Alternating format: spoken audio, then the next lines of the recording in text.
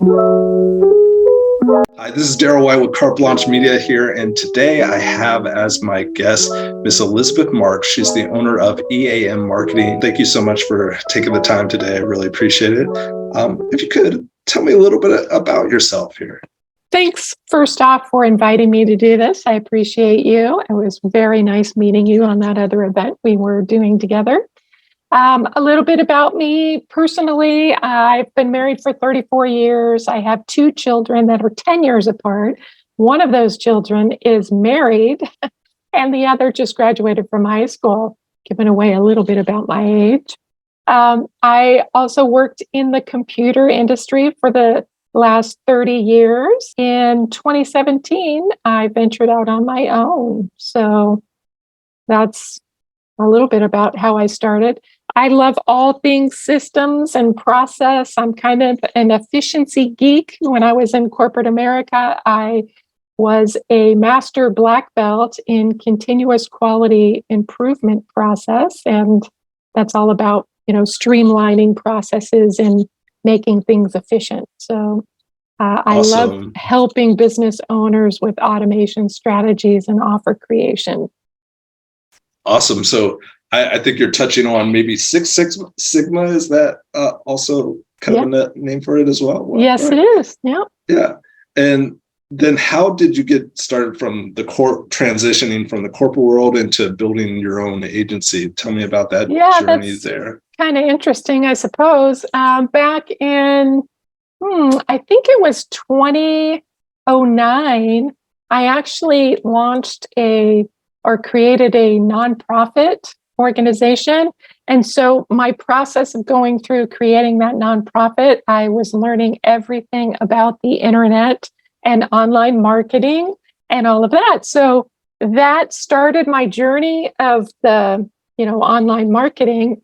And it was just like a love. I fell in love with it right away. I just love how the technology can level the playing field. So even small companies can have maximum reach. And so I did a lot of self-study, and that's how I came across direct response copywriting. And my nonprofit was around writing inspirational devotionals and Bible studies. And then I came across direct response copywriting, which is very sales oriented and conversion optimized. That was kind of the journey. Great. Yeah, that was kind of the journey. What has been the biggest challenge you've had since you got started, would you say? One of the biggest challenges I faced was probably getting in front of enough people. So, and I think a lot of small business owners can relate, right? You're good at the thing that you do, but it's like, how do you let people know what you do, right? Especially if you're an introvert. I'm an introvert. So I do better in one-on-one settings than, putting myself out there. And I prefer to kind of be behind the scenes helping my clients put themselves out there. But I don't necessarily like being the person that's out there. I hear you on that. Yeah. 20 years ago, I would say I was an introvert. Now I would call myself more of an ambivert. Like it just depends on the situation there. Yeah, I be would a little bit definitely agree with that. I found that to be the case too. So as you stretch yourself, right, and you go to different networking meetings and you learn how to interact with more people at a time, it's like, yes, I can be extroverted when I need to be. Exactly, but sometimes it gets exhausted if you're around too many people. But in my opinion, anyway. But what has been your biggest success then since starting EAM Marketing? Oh my gosh, I've had so many over the years. It's really hard to pick one, but I would say one of the things that I realized pretty quickly is that I can go much further when I open myself to partnering with others. And what I really, really love is collaboration with others, because we can create a greater impact when we do that. And so I work a lot with Jason Duncan of Miller Farm Media, and we work so well together. Our skills complement each other. And what that does is it just creates bigger wins for the clients that we serve. So yeah, you don't have to do it all on your own. Yeah, don't always have to compete. Collaboration is such sometimes a much better path, in my opinion, as well. Oh, I, So I definitely think so. I don't think in terms of competition at all. I work with other writers all the time. There's yeah, enough work for everyone.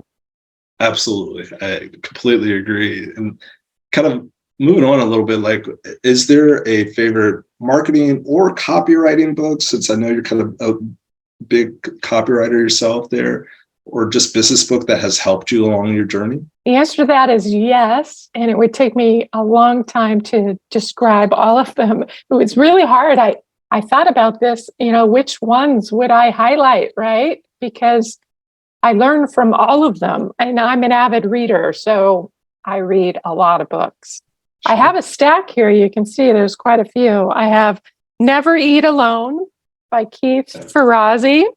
Okay. That's a great book because it helps you remember that, and it kind of goes back to the whole collaboration thing, right? So if you focus on never eating alone, meaning if you're going to eat a meal, like share it with someone, have a conversation, because you never know how what you say is going to impact another person, what they say is going to impact you, or you might know someone that person needs help from, or vice versa. I mean, I love that whole concept of collaboration. So that's one. And then the last two that I wanted to share with you are from my copywriting mentor. So I learned copywriting from Ray Edwards, and he wrote this book, How to Write Copy That Sells. This is really, really good. He outlines his framework that he uses that's responsible for $400 million worth of sales, right? And it's a framework that I consistently use with my clients as well. That's helpful. And he just released a new book called Read This or Die. This particular book is all about how you can persuade yourself in order to move yourself in the direction you want to go. Really, what we say to ourselves is the thing that's going to make or break us, right? And as well as your audience that if you're an entrepreneur, it's 90% about your mindset, So true. right? So true. Constantly working on that. I got kind of a question on the spot there. If your house was burning down and you can only reach for one of those books there, like Mm. which one would you grab Wow. first? Yeah. Wow. I'm Well, guessing one of the last two, since it yeah, seems like those had more of an impact, but like if you had to narrow it probably the down. read this or die, because Okay. that's it's a book that walks you through the process of how you convince yourself to do something. Like if you want to change your life, then you need the power of persuasion, and you got to use it on yourself. And that book walks you step by step, basically how to write yourself a sales letter that's going to convince you into a better life. Yeah. Awesome. First two there that you mentioned here, but the other three I'll have to add to my reading list. So thank you for breaking that down for Yeah, me. no problem. Do you have a favorite podcast right now that you kind of pay attention to that might be more business related or not? I'll be honest with you, I don't listen to a lot of podcasts because I'm more of a reader than a listener. If you know of some good podcasts, you can shoot them my way and maybe I'll listen to them. Sure, sure. No, I can probably definitely recommend a couple Yeah, later that'd be here. I've great. got, yeah, Yeah, who knows? Maybe I'll get on that too. I mean, I do listen to books on Audible. So, you know, if my house burned down, I wouldn't be sad because I know I could get all my books from Audible, right? there you go. There you go. Absolutely. So, anyway. Is there a favorite informative YouTube or a video series that kind of really has impacted your business there, or just kind of your thing? Well, I'm kind of going to go with the same thing. I don't watch a lot of YouTube videos because I'm focused on working, with my clients and getting their businesses off the ground. However, I will say that I have been studying a little bit about real estate investing lately. And so, two guys that I'm following in the real estate world are Pace Morby, Mr. Creative, a finance guy, and Damil Damji, who so Pace focuses on direct to seller communications, and Jamil Damji is direct agent in this whole real estate space, like if you want to learn how to wholesale, for example. If you're getting down that road, I do have a podcast suggestion for you right off the bat then. Bigger Pockets, which I know at least Pace has been. Yep. Okay, you're already aware of it. Yeah, okay, gotcha. He wrote a book recently and launched it on Bigger Pockets. That was a really good book too. No, I've heard of Pace. I have not heard of the second individual, but I'll have to check them out. Oh yeah, in fact, talking about Bigger Pockets, both Pace and Jamil wrote books for Bigger Pockets. So Pace is like Wealth Without Cash or something like that, and where he outlines the strategy of creative finance and how you can buy real estate with literally no money in your pocket. What would you say has been the most helpful resource or tool that you have found for your business in the past year, would you say? Well, I would definitely say networking, right? I got to meet you at a networking event.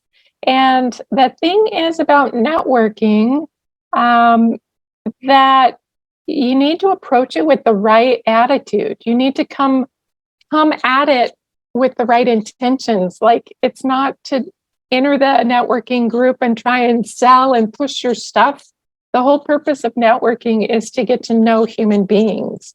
So find out about them, ask them questions, what makes them tick, what makes them unique. And it's the organicness of doing that, getting to know people, that things pop up and you're like, oh, I think this would be a good connection for you, Darrell. You've got to talk with so-and-so, right?